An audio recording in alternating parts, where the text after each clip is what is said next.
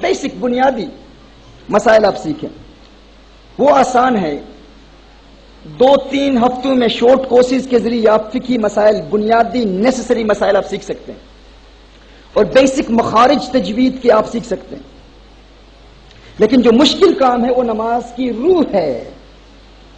آج انشاءاللہ اس گیدرنگ میں ہم نماز کی روح پر کلام کریں گے کہ نماز میں کنسنٹریشن حاصل کرنے کے پریکٹیکل میتھڈز کیا ہیں. یاد رکھیے 20 پوائنٹس ہیں. 5 نماز کے باہر مطلقاً، 5 وضو کے دوران، 5 اذان کے دوران، اور 5 پوائنٹس نماز کے اندر دوران نماز. اب اس مختصر نشست میں صرف نماز کے اندر ایک پوائنٹ ہے اس پر کلام کروں گا، اور چند مطلقاً جنرل پوائنٹس ہیں ان پر بھی کلام کروں گا. نماز کے باہر یہ کیا ہے؟ نماز کی روح حاصل کرنے کا طریقہ، نماز کی روح تک رسائی حاصل کرنے کا طریقہ، پوری نماز میں خشوع و خضوع حاصل کرنے کا طریقہ. لوگ کہتے ہیں میں نماز پڑھتا ہوں تو بڑے وسوسے آتے ہیں، نماز پڑھتا ہوں تو انہماک کے قلب کے ساتھ نماز ادا نہیں کر پاتا، توجہ نہیں حاصل ہوتی، کنسنٹریٹ نہیں کر پاتا. اس کا طریقہ کیا ہے؟ تو اس کا ایک طریقہ یہ ہے، 5 پوائنٹ جس طرح میں نے کہا وہ کمپلیٹ 20 پوائنٹس پر کلام کرنا یہ اس مختصر نشست میں پاسبل نہیں ہے. 5 پوائنٹس ایکسٹرنلی ہیں، جنرل پوائنٹس. 5 وضو کے دوران، 5 اذان کے دوران، اور 5 دوران نماز. جنرلی ایک پوائنٹ، جب آپ نماز نہیں ادا کر رہے خارج از نماز، ایک پوائنٹ یہ یاد رکھیں کہ جسے وضو کے دوران مکمل کنسنٹریشن حاصل ہو جائے اسے آٹومیٹکلی نماز کے دوران کنسنٹریشن حاصل ہو جاتی ہے. ہمارے ہاں یہ تصور ہے کہ وضو کو ہم فقط نماز کے لیے ایک مفتاح، ایک کی اور چابی سمجھتے ہیں، فوراً وضو ادا کرتے ہیں کہ اصل منتہا نظر، حقیقی مقصود، حقیقی موٹیو نماز ہے. اس میں کوئی شک نہیں، حقیقی عبادت، حقیقی مقصد نماز ہے. لیکن حضرت شیخ شہاب الدین سہروردی رحمۃ اللہ تعالی علیہ ارشاد فرماتے ہیں کہ جو وضو میں کنسنٹریٹ کرنے کی کوشش کرے اسے نماز میں آٹومیٹکلی کنسنٹریشن مل جاتی ہے. اب وضو میں کنسنٹریشن حاصل کرنے کا پریکٹیکل میتھڈ کیا ہے؟ جب آپ اپنے ہاتھوں کو دھو رہے ہوں، when you wash your hands, imagine that your hands are being washed, your hands are being purified from all the sins that you have committed with your hands. When you rinse your mouth, imagine that your tongue is being purified. All the sins that you've committed with your tongue are being purified. Allah Jalla wa Ala is forgiving all the sins. And also, when you rinse your mouth, you make your niyyah, you make an intention. Oh Allah, from this day forth, I will not sin with my tongue. Meaning I will not tell lies, I will not backbite, I will not humiliate people, I will not look down upon people, I will not speak against people, I will not use abusive language. So when you rinse your mouth during wudu, make توبہ کرنی ہے، repentance کرنی ہے کہ اللہ میں اپنی زبان کو گناہوں سے پاک رکھوں گا. توبہ بھی کرنی ہے اور یہ امیجن کرنا ہے کہ جب میں کلی کر رہا ہوں تو میری زبان کے گناہ اللہ معاف فرما رہا ہے، اور وضو کے اس پانی کے ساتھ میری زبان کے گناہ میری زبان سے نکل رہے ہیں. امام اعظم ابو حنیفہ رحمۃ اللہ تعالی علیہ کی وہ کرامت، اس پر میں نے بہت تفصیلی میتھڈ فزکس آف صلاح پر تفصیلی لیکچرز میں ڈیلیور کر چکا ہوں، لیکن اب وقت نہیں ہے تفصیلی کرامات پر کلام کرنے کا. آج صرف اور صرف میں نے جس طرح پہلے کہا ہے، جس طرح مجھے بتایا گیا ہے کہ تربیتی پیغام ہوگا. آخر میں چند باتیں عشق و محبت کی بھی کروں گا انشاءاللہ. سو جب آپ when you wash your face, then you imagine that your eyes are being purified. So you make an intention, oh Allah, I will not sin with my eyes. From this day forth, I make tawbah. From all the sins that I have committed with my eyes, Ya Allah, I make tawbah. And also, you imagine that all the sins of the eyes are being purified. Your eyes are being purified from all the sins that they committed. What are the sins of the eyes? Looking at haram, looking at someone who is a ghair mahram, everything which is impermissible to look at, you make tawbah. You say, oh Allah, and every time you make wudu, you make an intention that, Ya Allah, I will not sin with my eyes. And you also imagine You envisage this, that your eyes are being purified from the sins of the eyes. آنکھوں کے گناہ اللہ معاف فرما رہا ہے. یہ imagine بھی کرنا ہے, تصور بھی کرنا ہے, اور آنکھوں کے گناہوں سے توبہ بھی کرنی ہے. اسی طرح جب when you clean your nose, جب ناک صاف کریں اس وقت کیا سوچنا ہے, کیا تصور کرنا ہے؟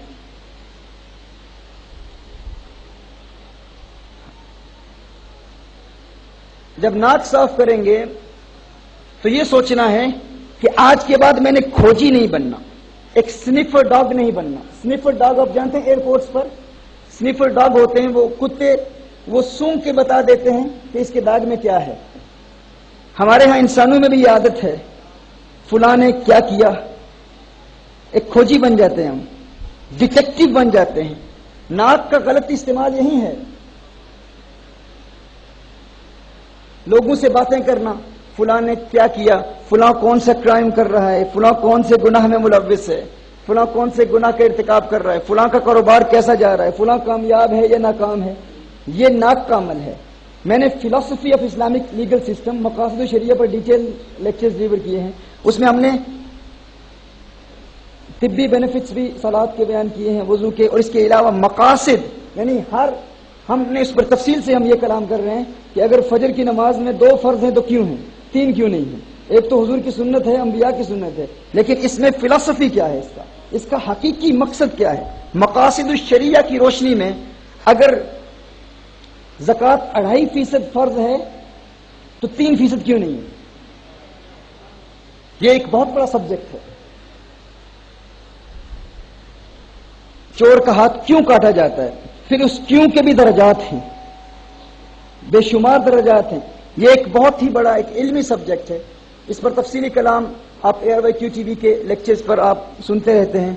علامہ وقار پاشا صاحب اس دن بھی بتا رہے تھے کہ عوامی خطاب تو ہوتے ہی ہیں, لیکن میرا سب سے پسندیدہ موضوع جو انہیں پسند آیا ہے, ٹی وی پر جو دیکھتے ہیں, یہ فرما رہے تھے وہ اصول فقہ کے مقاصد پر جو لیکچرز تھے وہ ان کو بہت پسند آئے ہیں. ہمیں بھی حوصلہ افزائی ہوتی ہے جب حیدرآباد دکن کے مشہور و معروف, بلکہ ہندوستان کے مشہور و معروف اریٹر جب یوں ہمارے بزرگ ہماری حوصلہ افزائی فرماتے ہیں. اور یوں حوصلہ افزائی کرنے کے لیے بھی بڑا دل چاہیے, ہر بندہ یوں حوصلہ افزائی کرتا بھی نہیں ہے. لیگ پولنگ والے بھی بہت ہوتے ہیں. ان کی محبت ہے الحمدللہ کہ ایسے اکابر علماء اور ایسے اکابر اریٹرز اور سپیکرز ہماری ان کنونشنز میں موجود ہیں.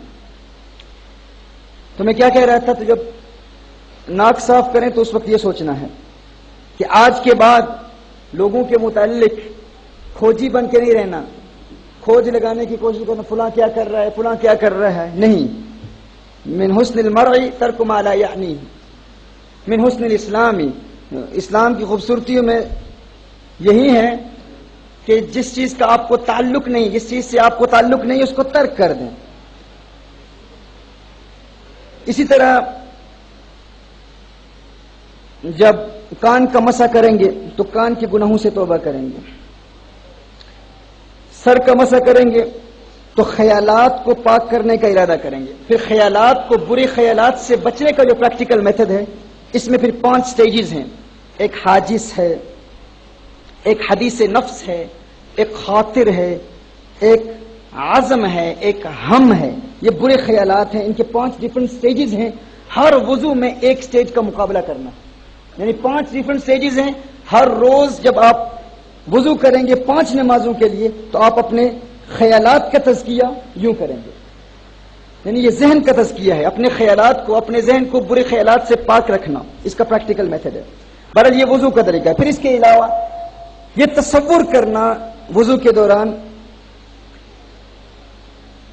کہ وضو کے اس پانی سے بروز قیامت my face will be illuminated, میرا چہرہ نورانی ہو جائے گا. The noor of my face will increase on the day of judgment with the blessings of this water of wudu. So you imagine this, you envisage this.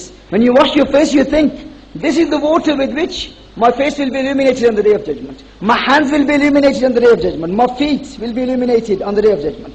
یہ تصور کرنا کہ میرے چہرے کے نور کا اضافہ بروز قیامت اسی وضو کے پانی سے ہوگا. سو وضو میں جتنا کنسنٹریشن کا لیول ہائی ہوگا اتنی ہی کنسنٹریشن آپ کو نماز میں ملے گی. اب نماز میں مکمل طور پر توجہ حاصل کرنے کے لیے آج کی اس نشست میں ہم صرف 6 پوائنٹس بیان کریں گے، جو نماز کے انٹرنل پوائنٹس میں سے ایک پوائنٹ ہے جو پھر 6 اقسام پر منقسم ہوتا ہے۔ ایک پوائنٹ، اس کی پھر 6 قسمیں ہیں، یعنی انٹرنلی نماز میں کنسنٹریشن حاصل کرنے کے لیے 5 پوائنٹس ہیں۔ ان 5 میں سے ایک یہ ہے مطلقاً نماز میں کیا کیا سوچنا ہے، مطلقاً جنرلی نماز میں کیا سوچنا ہے، مطلقاً جن چیزوں کے متعلق نماز میں سوچنا ہے وہ 6 چیزیں ہیں۔ 6 چیزیں، ان میں سے پہلی چیز کیا ہے؟ سب سے پہلے نماز کی ٹرانسلیشن سیکھنا بڑا ضروری ہے، نماز کا ترجمہ سیکھنا بڑا ضروری ہے۔ It is important that we learn the translation of Salah. When we offer our prayer, we are communicating with Allah Jalla wa Ala. This is a secret communication between us and our Lord. Imagine if you're in the court of a king, a famous person, a president of a country or a prime minister of a country, and you're praising that president or that prime minister, and you're praising him in a language that you do not understand yourself, and your motive behind praising the prime minister or the president is to please him. You want to praise him. Why do you want to praise him? You want to please him. You want to make him happy. Imagine praising someone who is very famous in a language that you don't understand yourself. And imagine that the person that you are praising, the king or the prime minister, the president of a country, some celebrity, someone very famous, he himself is aware of this. He knows that you are praising him in a language that you don't understand yourself. You are praising him, but you don't even know what you are saying. Would you be able to please him? Would you please him? Tell me.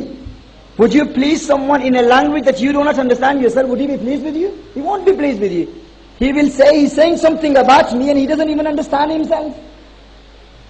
آپ کسی بادشاہ کی تعریف کر رہے ہیں لیکن ایسی زبان میں کر رہے ہیں جو زبان آپ کو خود نہیں آتی، اور وہ بادشاہ بھی جانتا ہے یہ جو کہہ رہا ہے یہ خود بھی نہیں جانتا کیا کہہ رہا ہے، تو کیا وہ آپ کی اس تعریف سے خوش ہوگا؟ اب غور کریں، 40 سال 50 سال بیت گئے، ہم کہتے ہیں التحیات للہ والصلوات، لیکن پتہ نہیں ہے کیا کہہ رہے ہیں۔